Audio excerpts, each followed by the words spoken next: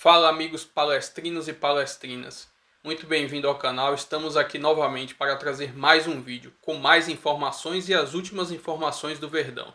Antes disso, peço que se inscreva no canal e curte o vídeo, beleza? Vamos seguir o vídeo. Pediu, então eu estou mais calmo. Tá mais calmo? E o palmeirense, será que está ou não? É a pergunta da presidente. Ontem o Palmeiras venceu, contou também com o Red Bull Bragantino, que bateu a Ponte Preta. E assim o Palmeiras está classificado para a reta final do Campeonato Paulista e vai defender o seu título. Só que não foi um jogo tão fácil, hein, Mário Marri? Não, começou com o Mirassol assustando. Não, pelo contrário, até dá uma olhada no placar, né? E foi um placar que foi mudando, às vezes até rápido demais. Bruno, fase inicial do campeonato, gol do Flaco Lopes. Fase inicial do campeonato é para avaliação. Acho que tem várias avaliações no Mirassol, que já demitiu o técnico, e também no Palmeiras. Então, mas já falando de primeira divisão, falando de Campeonato Brasileiro, que é o que o Mirassol vai disputar, né? Nessa temporada, o Muralha falhou aí Mais uma de vez, novo, né? Mais uma vez. Mais uma falha do Muralha. E um golaço aí Esse aí foi um do golaço. Yuri. Yuri Castilho. Assim, a jogada, né? Jogada bonita, o Everton ali, acho que acabou desviando, ou não foi direto, porque o Everton ficou numa posição esquisita ali. E coragem para bater ali também, Sim, né? de canhota, com todo mundo perto, ele bateu pro gol e o calcanhar também foi bonito, jogadaça.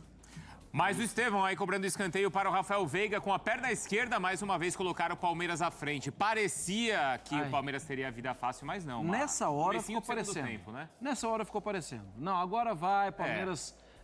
Foi um acidente e Sim, não vai tomar mais gol. Só que esqueceram de falar isso pro Léo Gamalho, né? Tem isso. E aí, na reta final do jogo, ficou bastante emocionante. Isso, e aí o Muralha fez uma defesaça, mas depois Léo Gamalho. Ele mesmo, hein? Léo Gamalho vai subir mais alto que a defesa do Palmeiras, mais alto que o Benedetti, que o Naves, e acabou empatando o jogo 2-2. Aí bateu um certo desespero, Jair. Ali a reta final já do jogo, né? Aquele desespero. A redação tava na redação ontem aqui. E aí? O pessoal, aquele xiii, todo mundo ali brincando com os palmeirenses que estavam na redação, do tipo, não vai dar, hein? O Bragantino lá tá fazendo a parte, mas não vai dar certo. E aí, o Alan, né? Sim. Qual foi a reação da redação quando o Vanderlan cruzou pro Alan? Então, Logo depois, inclusive. Né? o pessoal, algumas pessoas, né, viram o gol antes, né? Aquele famoso delay. Sim. E aí surgiu aquele xingamento característico. Bom, então o Palmeiras vence, avança e a gente ouve personagens do Sport Center. Precisamos de vocês que estão em casa. Precisamos que vocês deem ouvidos e acreditem em nós. Podíamos ficar de fora com 23 pontos e toda a imprensa ia dizer para os nossos torcedores ouvirem que nós estamos a fazer uma campanha horrível. O torcedor palmeirense é um torcedor sofrido. Nunca na história do Palmeiras em tão pouco tempo ganharam tanto. A melhor fase da história do Palmeiras. Não se deixem enganar por aqueles que querem mal ao Palmeiras. E nós todos dentro do clube temos que fazer mais e melhor. Temos que fazer todos um esforço maior para cada vez mais tornar a nossa equipa mais competitiva e com mais soluções. E deixo aqui uma reflexão para a Federação Paulista de Futebol, que se deve pensar seriamente no molde de qualificação. Que não é justo uma equipa com 22 pontos ficar fora. Bom, aí é o seguinte, números então aí do Palmeiras, que avança então para as quartas de final. Teve menor número de posse de bola, menos posse, porém mais finalizações, finalizou também melhor, ações na área do rival foram 27, 7 escanteios contra 4 e ainda duelos vencidos 50. Direto então para Mirassol, Antônio Chamorro está com a gente, vimos os testes, vimos a classificação, vimos até o desabafo mais uma vez aí do Abel Ferreira, só faltou cantar aquela música Não Importa o que diga essa imprensa, que é o que a torcida canta na arquibancada e que o Abel levou para a coletiva, hein, Tonhão? Exatamente, Bruno. Um abraço para você, para o Marra, para o Jailson, para todo mundo que acompanha o Sport Center. Ontem o Abel Ferreira, ele estava numa fase meio político, assim, né? Ele encontrou uma câmera, olhou bem para ela e começou a falar para a torcida, falando para a Federação Paulista. E ele falou isso, porque a boa parte da imprensa aqui não está ao nosso lado. Então foi mais ou menos isso que ele quis dizer realmente. Mas o Palmeiras, a gente tem que lembrar, né? O Palmeiras ganhou do Mirassol esse 3-2 e com muitos desfalques, né? O Gomes machuca, o Murilo suspenso. O Piquerez, hoje a gente não tem tantos acessos, né? Então é difícil às vezes a gente encontrar as informações, mas aí ontem, antes do jogo, o Palmeiras falou que o Piquerez também teve uma lesão na coxa. E aí ele pode perder exatamente essa reta final do Campeonato Paulista. O Maurício operou o ombro, o próprio Abel falou, 2 a 3 meses sem jogar. E era o jogador que era o principal jogador do Palmeiras no Campeonato Paulista. Felipe Anderson, que agora voltou, também só jogou um jogo até agora nesse Paulistão. Então o Palmeiras está com muitos desfalques e o Abel de novo vem falando, esse esforço que todo mundo tem que fazer a mais, também é parte da diretoria. Então o Abel continua com apenas 8 jogadores, ontem tinha apenas 8 jogadores de campo, né, de linha à disposição. Então ele fez muitas mudanças ainda no início do segundo tempo, falou que o Estevão sentiu cãibras, então realmente está todo mundo jogando no limite no Palmeiras, por mais que ele tenha dividido o time em 2, e até mais ou menos a metade ali do campeonato, mas o Palmeiras conseguiu essa classificação. A Ponte Preta, que foi eliminada, ficou com a 4ª melhor campanha. Ele falou, a injustiça que foi com a Ponte Preta de ter a 4ª melhor campanha no geral e ficar de fora. Então ele também pediu essa mudança do regulamento para que privilegie quem realmente fez mais pontos. Então o Palmeiras ia ficar fora, quase ficou fora, mas ontem foi um jogo bem movimentado, um jogo bem quente. Também nas arquibancadas, né? Porque aqui o estádio, o Maião, ele vai passar por reformas para receber essa Série A. E ontem parte da comissão técnica do Palmeiras, da diretoria do Palmeiras, estava aqui num camarote, se dá assim para dizer, logo em cima da torcida do Mirassol. Então quando sai o terceiro gol, aquela comemoração bem festiva mesmo, e aí realmente teve problemas ali entre esse pessoal do Palmeiras que estava lá com os torcedores. Assim que dá apito a árbitra, né, a Edna Alves, também teve mais confusão. Então realmente foi um jogo quente, mas para o Palmeiras esse 3 a 2 mantém o time 15º ano seguido que vai para a fase final do Paulistão e busca esse inédito tetracampeonato paulista, Bruno. Boa, Tonhão. Obrigado. Continua com a gente, tá? Porque a gente vai continuar conversando sobre a presidente, sobre a questão do Vitor Roque também, tá? Antes, a avaliação do que foi o Palmeiras nesse primeiro turno, ou na primeira fase do Campeonato Paulista. 3ª melhor campanha, o time com 3º maior número de vitórias. Gols marcados é o primeiro, com 21 gols, então o melhor ataque. Só a defesa da Ponte que não se classificou, sofreu menos gols. 8 gols sofridos da Ponte, 10 do Palmeiras. Aí o primeiro em finalizações, o primeiro em grandes chances e o segundo em chances perdidas. Jailson, o Abel Ferreira, ele deixou bem claro desde o começo que utilizaria o campeonato como testes. O Palmeiras até tem bons números, passou um certo sufoco, mas está classificado. Qual que é a avaliação? Porque ele usou muito, de fato, o pessoal da base, né? Até porque ele também não tinha outras opções, né? A avaliação que eu faço, novamente, é que o elenco do Palmeiras está curto e mais um ano que o Abel Ferreira está fazendo milagre com o que ele tem ali em relação, por exemplo, eu falei isso ontem, o Estevão carregou o Palmeiras ano passado, o Endrick carregou o Palmeiras em 2023 e a torcida está ali impaciente. O Abel Ferreira ele está certo, quando ele já pediu os reforços, ele já disse diversas vezes que o elenco está curto, jogando com o Maurício ali, como a gente falou, sem centroavante. Por quê? Porque o Flaco Lopes não estava entregando, da mesma forma que o Rony não estava entregando, e ele precisou pensar o que ele faria com o esquema de jogo do Palmeiras para continuar vencendo. Ele usou, para mim, de forma satisfatória, o Paulista como laboratório. Sim. Conseguiu ver o que ele vai conseguir usar ou não no decorrer do ano, mas a classificação não. E aí, a classificação para mim não é daquela. Seria criticado por não classificar se o Palmeiras não se classificasse. Mas o Palmeiras teve uma baita de uma campanha também. Sim, a campanha não foi ruim. É porque o regulamento do Campeonato Paulista é ruim. Sim. O regulamento é inacreditável. Porque eu até falei também isso ontem. A Ponte Preta cai para a Série C, ia ter um recomeço no ano de 2025, ia ter a classificação do Campeonato Paulista, porque o campeonato da Ponte Preta também foi bom. E a Ponte Preta vai e não está classificada. Mesmo com 20 pontos. A quarta melhor campanha. Quarta melhor campanha no geral e a Ponte Preta está fora, sabe? Perde um dinheiro. E perde um dinheiro, sabe? Perde dinheiro. Aí perde até o clima, o astral da equipe que acabou de ser rebaixada. Sim. Então poderia ter um início de ano melhor.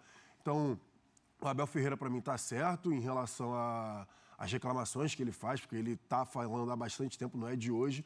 E, para mim, ele está fazendo milagre, também não é de hoje, com o elenco que ele, enfim, que foi sendo transformado na mão dele. E ainda nesse Campeonato Paulista, começa, né, dentro do Palmeiras com o Maurício como destaque, como você falou, o próprio Piquerez, que voltou bem, e já foram 2 desfalques que ele teve pro jogo de ontem e deve ter pro próximo também. E já ficou um tempo parado, quando volta bem e fica parado de novo.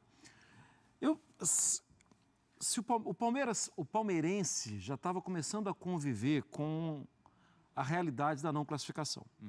Isso já era uma realidade próxima.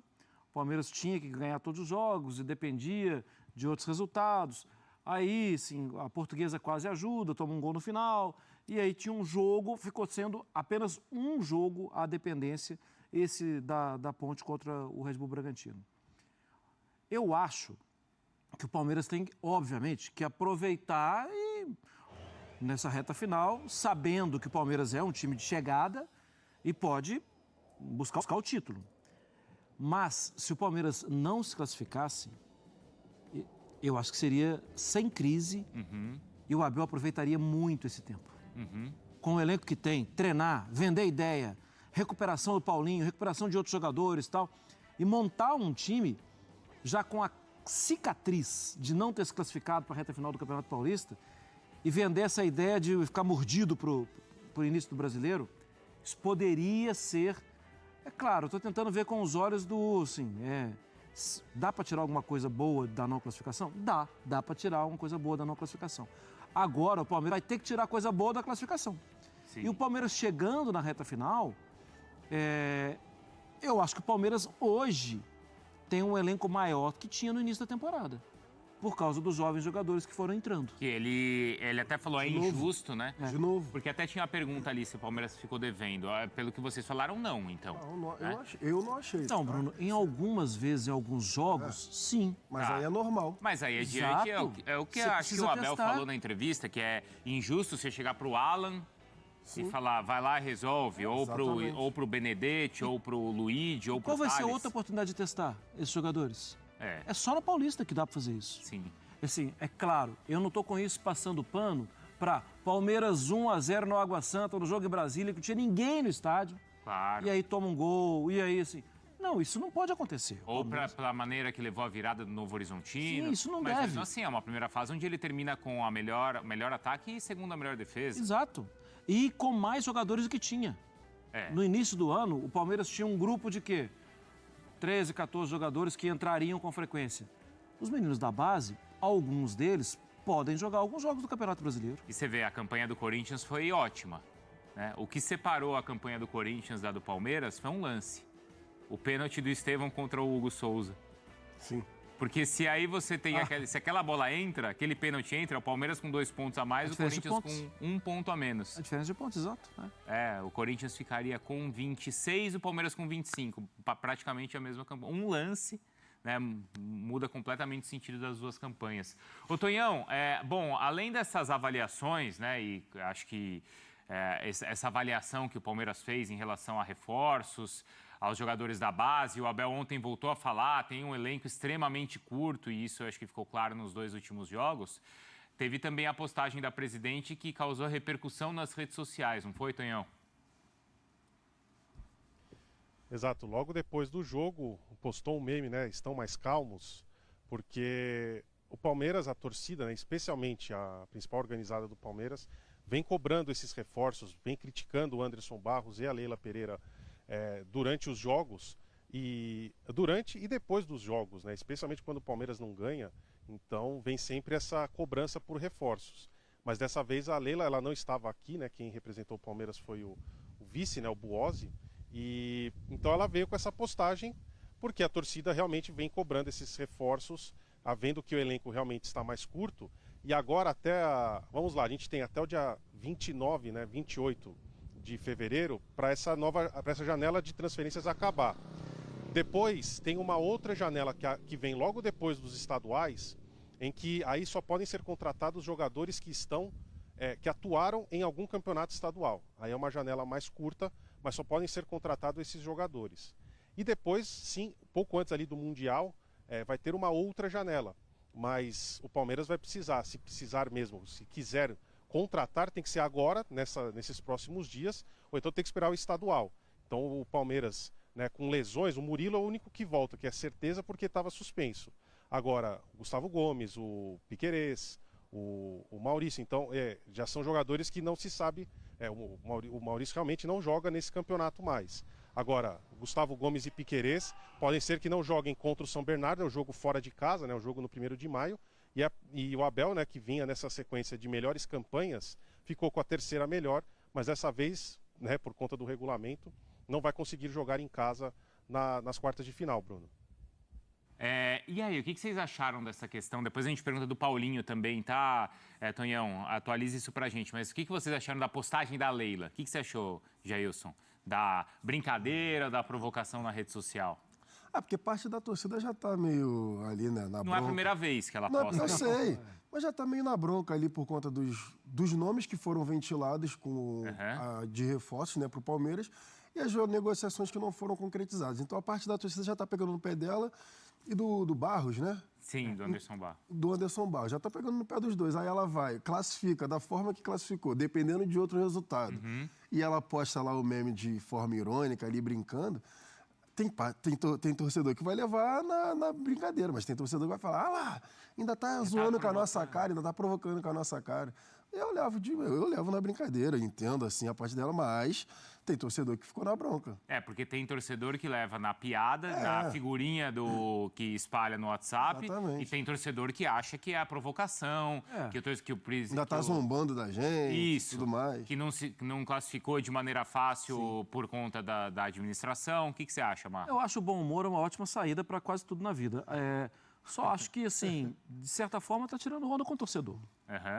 Que tá lá antes dela, né? E que é apaixonado e que... Então, ok, até esse torcedor mesmo, talvez seja um convite, seja mais leve e tal, só que eu prefiro outro tipo de postura. Eu prefiro outro tipo de postura. Porque, sim, o cara tá bravo, o cara tá, assim, entendendo que o time pode produzir mais, que o clube pode produzir mais, e aí vem o memezinho, estão mais calmos? A verdade é que tem hora que é melhor evitar. Porque Tem hora que é melhor evitar. Não acho que é um pecado mortal, impeachment nela. Não, exato, nada disso. Exato. De novo. Mas tem hora que é melhor evitar. O bom humor... Deixa quieto. O Abel, a gente viu a entrevista do Abel. A entrevista, a palavra dele é no sentido justamente de unir o torcedor. Sim. Porque até Inclusive o Abel ontem na coletiva dele, que a gente estava passando aqui também, ele estava irritado com alguns influenciadores. Os influenciadores que estão cornetando o trabalho. Ele falou, ele não falou nem, ele tentou esse negócio. E aí um ponto, o Abel Ferreira, ele usa muito bem as coletivas dele. Usa. Ele usa muito bem e tem hora que vai contra ele também de forma muito pesada. Mas ele, quando ele quer usar a coletiva a seu favor, ele vai muito bem. E ontem foi um ponto. Ontem ele fez o discurso que o palmeirense gostou de ouvir. Exatamente. De tentar unidos somos um. Como é que ele fala? Juntos somos um só, todos somos um, cabeça fria, coração quente, essas frases dele. E aí ele pegou nesse ponto assim, não se deixe influenciar por alguns desses influenciadores que acabam querendo pegar a torcida e jogar contra a gente. Ele usou bastante ontem na coletiva. Porque o Abel, isso ficou muito claro no último jogo no Allianz, ele percebeu que existe uma divisão no estádio. Exato. De parte do estádio, principalmente no setor das torcidas organizadas, protestar contra o trabalho dele, da direção do clube, o estádio ficou em silêncio. Exato. Então o discurso do Abel ontem foi assim, gente, a gente precisamos estar juntos e unidos, todos somos um. Isso aí. O Abel, ele encheu o balde de leite. Aí a presidente, pá. Todos somos um. Numa postagem. Mais ou menos. Numa postagem. O cara ficou 40 minutos lá falando pra chamar a torcida. Veio uma postagem, pá. Chutou. Porque a grande virtude, e que eu considero a grande virtude da Leila, é o que faz dela, pra mim, a melhor dirigente. Não sei se vocês concordam. Mas aí a gente pode pensar em outros bons dirigentes aqui do futebol brasileiro. O Marcelo Paes, talvez, e um ou outro. É difícil, hein? Difícil. Encontrar bom dirigente. Difícil. Mas a grande virtude dela é o que às vezes a afasta do torcedor, que é o extremo profissionalismo. A gente sempre cobra profissionalismo dos dirigentes. E ontem... ela foi para outro lado. Não, então, mas aí, às vezes, quando você é muito profissional, talvez você se afaste um pouco do que é o sentimento do torcedor. Sim. Que talvez naquele momento queria mais o discurso do Abel do que a brincadeira na rede social, né, Marra? Então talvez seja esse o ponto ali que alguns torcedores tenham ficado O bravos. futebol é muito engraçado, né? Porque, assim, você imagina se fosse só treinar e jogar. Treinar e jogar, treinar e jogar. Mas tem a preocupação com o influencer, tem a preocupação com a rede social, tem a preocupação... seria muito mais fácil se fosse treinar e jogar.